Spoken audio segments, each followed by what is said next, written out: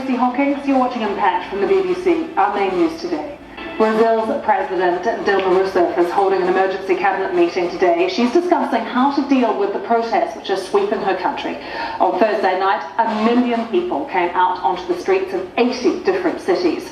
Protests began over rising transport costs, but they have morphed into general public anger over corruption, poor public services and the cost of hosting the World Cup.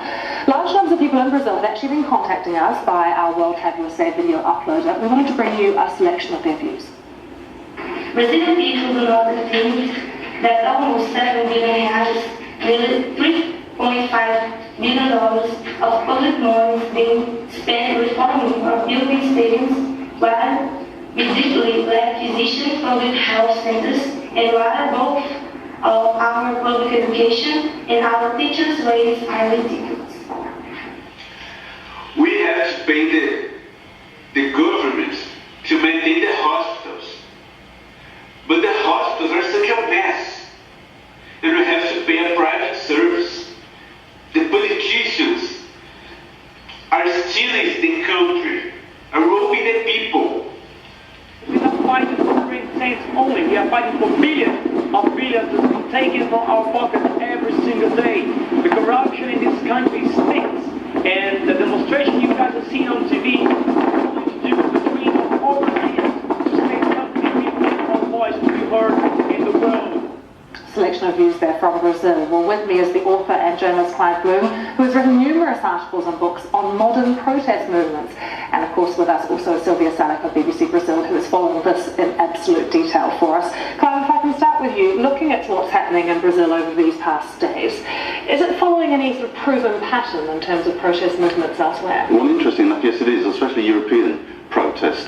There's a hatred of the state, for instance, and the way the police handle things on behalf of the state. There's a distrust of politicians, very much a distrust of parliamentary systems. And also, I think, a distrust of big business, a hatred of capital, and the fact that people generally are being disenfranchised from the political scene. Sylvia, they're getting so much bigger, 1 million people last night. It also seems that they're starting to get a little more violent. We saw some FIFA minibuses, for instance, being attacked, and hotels as well. Is that the fear in Brazil that as each night comes around that maybe the violence will spread? Yes, and I think it could also mark a new stage in this whole thing, because what we're seeing now among the protesters is a clear division. Those who don't want violence, and they are the majority, and those who think they should resort to violence to achieve anything. So we have now in social media, because that's the place where we look now to find out what's happening and where this is all going, people who took part in the demonstrations that are now saying that no, now it's time to stop, because they feel that it's going a bit too far. Sylvia, what are they trying to achieve though? It seems that we still haven't been able to pinpoint that exactly because there are just so many different things. Exactly, it's a very long list of grievances. They talk about health, education, less corruption, less impunity. And then if you think of Dilma Rousseff, and then she has this emergency meeting today now, actually, what can she do? Many of the things they ask for, they're not really within her power, you know.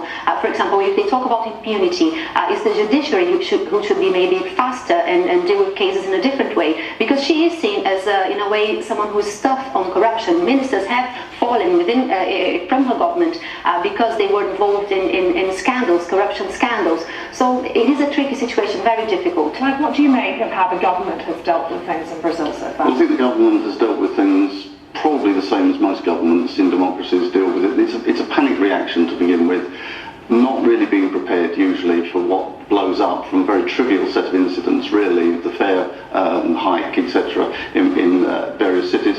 And so they slowly but surely find out what's going on, and then they react. Usually they react then very heavy-handedly, and that exacerbates the situation. Do you think we should have seen more of the President, Dilma Rousseff? She's only really made one public appearance in a big way. If she made more statements, come out more, that could have calmed things down? Well, it certainly could have calmed things down. She probably thought it had already happened with the concessions that have been made. What they didn't realise was the concessions are only the tip of an iceberg, which is obviously to do with much deeper systemic problems. Sylvia, what do you think could come out of this emergency meeting that they're having today? Yeah, well, maybe a new leadership role, like you mentioned, and then answering to your question as well, should she kind of be more present?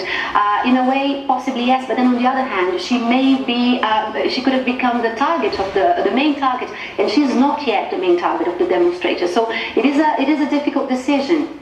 You mentioned earlier the role of social media, that this is how many Brazilians are being mobilised. This must surely be a key feature now of the modern protest movement. The modern protest movement is run by social media very largely, but it's not the point. The point is if you didn't have any telephones or anything else to spread that about, it wouldn't make a blind bit of difference. It's the underlying factors. You can see these things on the television, so if it spreads from city to city, it doesn't need someone to phone someone and say, let's have a riot. It can be seen on the television, 24-hour news. But, Sylvia, is how the media covering this in Brazil changing? Well, it has already changed. In the beginning, the protesters, they were portrayed as vandals, and and then suddenly, after even journalists became the target of attacks, it changed it. So they're kind of siding a bit more with the demonstrators, but that could change as well.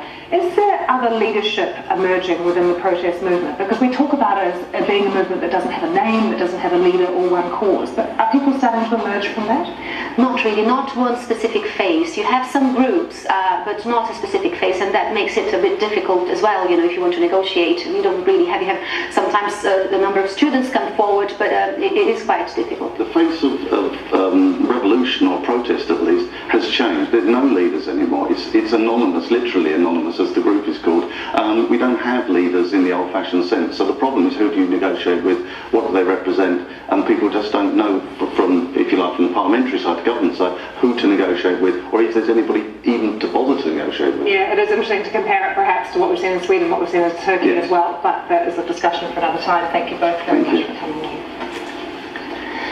When faced with growing numbers of asylum seekers, the Australian government came up with a new policy which involves some immigrants ending up not in Australia but in another country altogether, the tiny island of Nauru. We sent our correspondent Nick Bryant there to find out how the process that's known as the Pacific Solution is working.